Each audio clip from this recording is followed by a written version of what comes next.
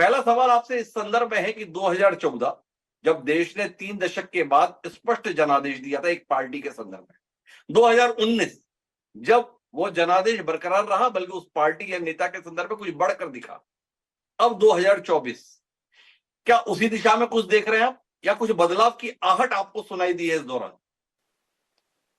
हिमांशु जी, देखिए, एक्सेस माई इंडिया हम लोग क्या है, ओपिनियन पोल और प्री पोल करते नहीं, और खासकर इस समय पर जो है, मैं सब आपके दर्शकों को बताना चाहूंगा कि चुनाव आयोग की हमारे जैसी एजेंसियों के ऊपर पाबंदी लगी होती है कि हम किसी भी जी। तरह का एग्जिट पोल और उसके अनुमान लगाने की कोशिश ना करें, ना ही रिलीज करें, ना ही बात करें।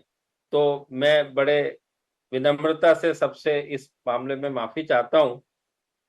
हर चुनाव के मामले में मेरा ऐसा मानना है कि 3 चीजों के इर्द गिर्द चुनाव घूमता है, सारा कोई भी चुनाव हो। वो है जी। दावे, वादे और इरादे।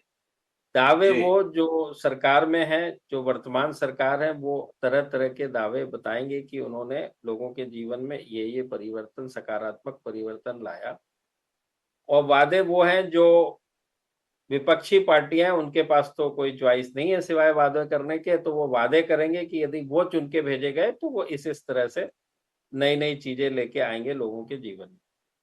इन दावे और वादों के ऊपर जनता अपने इरादे जताती है वोट देकर, और जिसको भी वो उपयुक्त पाते हैं उनके ट्रैक रिकॉर्ड के आधार पर उसको वो चुनकर भेजते हैं और अपना निर्णय करते हैं। तो ये एक चुनावी प्रक्रिया होती है। तो जी। इसके अंदर ही सारी की सारी बातें हैं कि कौन उपयुक्त है आज की डेट में जनता के नजरिए से, ये हम जानने जी। की कोशिश करते हैं।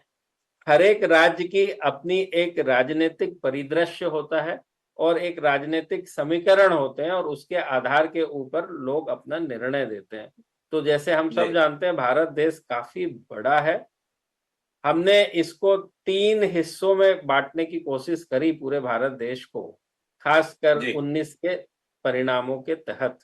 एक ग्रुप जी। ऐसा है ये राज्यों का जिसमें बीजेपी को करीब 257 सीटें मिली थी। 257 सीटों में से 94%, यानी केवल 19 सीटें विपक्षी जी। पार्टी ने जीती थी। तो करीब 238 सीटें 257 में से बीजेपी को या एनडीए को मिली थी। यहाँ पे चरम पे माने इसमें वो राज्य शामिल हैं जैसे गुजरात 100%, राजस्थान, दिल्ली, हरियाणा, उत्तराखंड, हिमाचल प्रदेश, मध्य प्रदेश, छत्तीसगढ़।